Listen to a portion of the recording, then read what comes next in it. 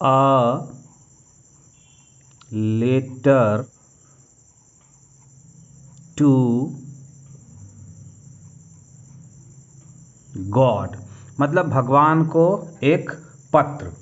ये भगवान को पत्र शीर्षक से आज का ये वीडियो क्लास हम स्टार्ट कर रहे हैं। यूँ तो ये 10th क्लास के CBSE बोर्ड का 10th क्लास का ये फर्स्ट फ्लाइट बुक का ये पहला अध्याय है। क्या है? क्या है ये? और ये क्या है? हाउस। द हाउस के बाद एक डैश लगा हुआ है। क्या है? उसके बाद ये क्या है? ओनली। ये क्या है? One in the entire valley. फिर से यहाँ पे एक डैश लगा है। फिर लिखा है सेट ऑन द, ये क्रेस्ट ऑफ ये है लो और ये है हिल। पूरा मतलब क्या है इसका जानेंगे, लेकिन सबसे पहले ये जानना है कि ये जो डैश लगा है, इस डैश का क्या मतलब होता है, ये क्यों दिया गया है। ये देने का मतलब है कि आप यहाँ से लेके यहाँ तक के इस पार्ट को अभी कुछ देर के लिए आप भूल जाइए। क्या है? The house. जब इसको भूल जाएं तो स्टार्ट कहाँ से हो जाएगा? Seat on the crest of a low hill. Hill किसको बोलते हैं? पहाड़ी को बोलते हैं। लो किसको बोलते हैं? जो छोटा होता है, कम होता है। अ मतलब एक, ऑफ मतलब का, क्रिस्ट किसको बोलते हैं? किसी भी चीज़ का जो शिखर होता है, चोटी होता है। तो क्या हो गया कि क्रिस्ट ऑफ अ लो हिल मतलब छोटी पहाड़ी के चोटी पर। सेट ऑन का मतलब हुआ स्थित था। क्या चीज़ स्थित था? The house. मतलब क्या हो गया कि एक घर एक छोटी पहाड़ी के छोटे हिल के लो हिल के क्रिस्ट पे यानी चोटी पे एक घर स्थित था। अब ये वाला जो पार्ट है ना, ये डैश के बीच में, इसको कैसे समझेंगे कि द ओनली वन मतलब सिर्फ एक, in the entire valley. Entire का मतलब होता है पूरे, वैली का मतलब होता है घाटी। तो पूरे घाटी में ये जो हाउस था, ये जो एक लो हिल के क्रिस्ट पर जो स्थित था, वो कहाँ था? The only one in the entire valley मतलब उस पूरी घाटी में एक अकेला। ये एक एक्स्ट्रा इंफॉर्मेशन हुआ इस सेंटेंस का। उसके बाद नेक्स्ट क्या है देखिए, from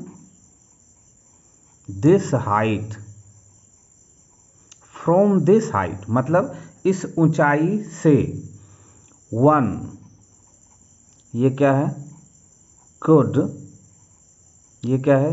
see the river and the field of ripe corn dotted with the flowers।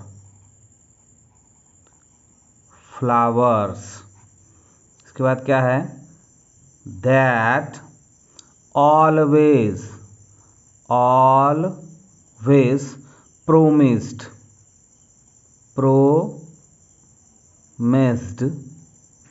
a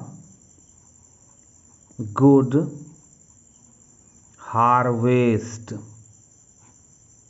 अब इस हार्वेस्ट का मतलब क्या हो गया? फसल की कटाई। गुड का मतलब अच्छा, प्रोमिस्ड का मतलब वादा करता था, ऑलवेज मतलब हमेशा, दैट मतलब की, फ्लावर्स मतलब फूल, विद मतलब साथ, डॉटेड मतलब डॉट डॉट, कॉर्न मतलब मकई, राइप मतलब पका हुआ, ऑफ मतलब का, फील्ड मतलब खेत, एंड मतलब और, रिवर मतलब नदी, सी मतलब देख सकता था, कुड मतलब सका पाया, वन मतलब कोई, तो क्या हो गया, फ्रॉम दिस हाइट मतलब इस ऊंचाई से, फ्रॉम का मतलब से, दिस मतलब यह, और हाइट मतलब ऊंचाई। तो फ्रॉम दिस हाइट मतलब इस ऊंचाई से, वन कुड सी मतलब कोई देख सकता था। यहाँ वन का मतलब एक नहीं हो रहा है, क्या हो रहा है, कोई देख सकता था। क्या देख सकता था, द रिवर मतलब नदी, एंड और the field of ripe corn dotted मतलब पके हुए मकई के खेत डॉट डॉट के तरह से।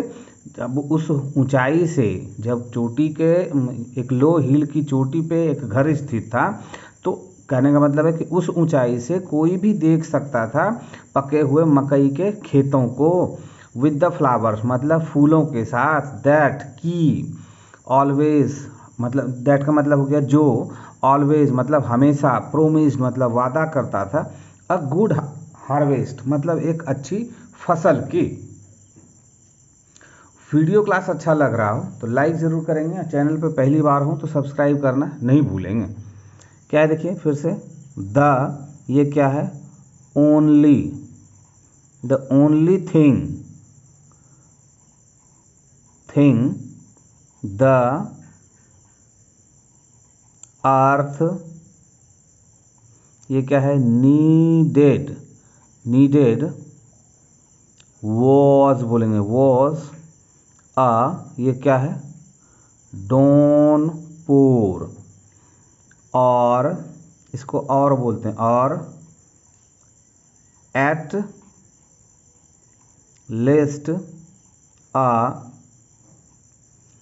Shower, at least a shower, shower किसको बोलेंगे, हल्की फुहार को। एटलीस्ट मतलब कम से कम, और मतलब या, डॉनपुर मतलब मूसलाधार बारिश, वॉज मतलब था, नीडेड मतलब चाहिए, अर्थ मतलब पृथ्वी, द ओनली थिंग मतलब सिर्फ एक चीज़, मतलब द ओनली थिंग मतलब सिर्फ एक चीज़, द अर्थ नीडेड मतलब पृथ्वी को चाहिए थी, वॉज मतलब वो था, अ डॉनपुर एक तेज बारिश, और या एटलीस्ट अ शावर कम से कम एक फुहार, थ्रू आउट द मॉर्निंग, ये क्या है देखिए, through out the morning, Lencho, Lencho ये किसान का नाम है, लेंचो, फिर से डैश आया, अब क्या है ये, who knew, who knew his fields intimately had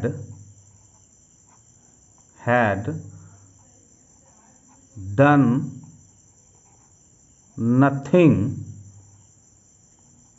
else but see the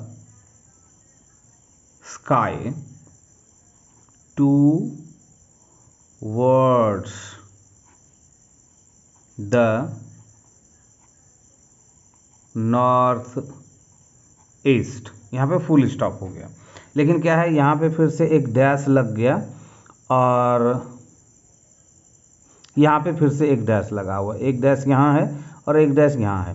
through out the morning Lencho, through out the morning Lencho मतलब सुबह से लेंचो, अब इस डैश वाले भाग को आपको भूल जाना है, had done nothing else but see the sky towards the north east, मतलब क्या हो गया कि लेंचो हैड डन, यहाँ से लेंचो, उसके बाद क्या है, हैड डन नथिंग मतलब लेंचो ने कुछ नहीं किया था, नथिंग एल्स मतलब कुछ और नहीं किया था, बट मतलब सिवाय, सी द स्काई मतलब आकाश, टूवर्ड्स द नॉर्थ ईस्ट मतलब उत्तर पूरब की तरफ आकाश देखने के सिवाय, Lencho has done nothing Lencho ने कुछ और नहीं किया था। अब इस बीच वाले भाग को समझ लेते हैं, हु न्यू जो जानता था, हिज फील्ड्स मतलब अपने खेतों को, इंटीमेटली मतलब करीब से, इंटीमेटली का मतलब हुआ करीब से, now we are really going to get some water, woman। क्या हो गया? नाउ मतलब अब, we are really going to get मतलब हम लोग सचमुच में पाने वाले हैं, सम वाटर मतलब कुछ पानी, वुमेन औरत को कहा गया। The women who was preparing supper replied, वो जो औरत थी वो खाना बना रही थी, उसने जवाब दिया, यस गॉड विलिंग, भगवान की इच्छा। नेक्स्ट क्या है देखिए, the older boy were working in the field, older boy मतलब बड़े वाले बच्चे, वर वर्किंग काम कर रहे थे, इन द फील्ड खेतों में, while the smaller one were playing near the house, जबकि छोटा वाला घर के नज़दीक खेल रहा था, until the woman call to them all, जब तक कि वो औरत उन सबको नहीं बुलाती। कम फ्रॉम डिनर मतलब भोजन पर आओ। It was during the meal that मतलब यह उस खाने का समय था, just as Lencho had predicted ठीक जैसे लैंचो ने भविष्यवाणी की थी। प्रिडिक्ट का मतलब होता है भविष्यवाणी करना। Big drops of rain began to fall, बारिश की बड़ी बूंदें गिरने लगी। इन द नॉर्थ ईस्ट मतलब उत्तर पूरब में, ह्यूज माउंटेन्स ऑफ क्लाउड मतलब बादलों का पहाड़, कुड बी सीन मतलब देखा जा सकता था, अप्रोचिंग मतलब पहुंचते हुए। The air was fresh and sweet मतलब हवा जो थी वो मधुर और स्वच्छ थी।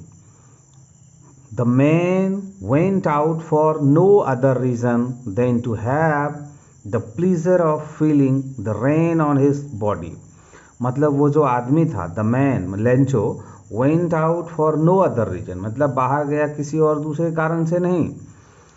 देन टू हैव मतलब सिर्फ पाने के लिए, प्लीजर ऑफ फीलिंग मतलब अनुभव का आनंद। क्या चीज़ का अनुभव? रेन ऑन हिज बॉडी मतलब बारिश का अपने शरीरों पर आनंद का फीलिंग लेने के लिए वो बाहर गया। एंड और व्हेन ही रिटर्न और जब वो वापस आया, ही एक्सक्लेम्ड मतलब वो चिल्लाया, these aren't rain drops falling from the sky, ये बारिश की बूंदें नहीं हैं जो आकाश से गिर रही हैं, दे आर न्यू कॉइन्स, ये नए सिक्के हैं। तो आज के इस क्लास को हम यहीं पे दी एंड करते हैं। अगर आपको ये क्लास अच्छा लगा हो तो आप कमेंट्स बॉक्स में कमेंट्स करके ज़रूर बताएंगे। चैनल पे पहली बार हूँ तो सब्सक्राइब करना नहीं भूलेंगे और अपने दोस्तों के साथ इसको शेयर ज़रूर करें। मिलते हैं हम नेक्स्ट क्लास में।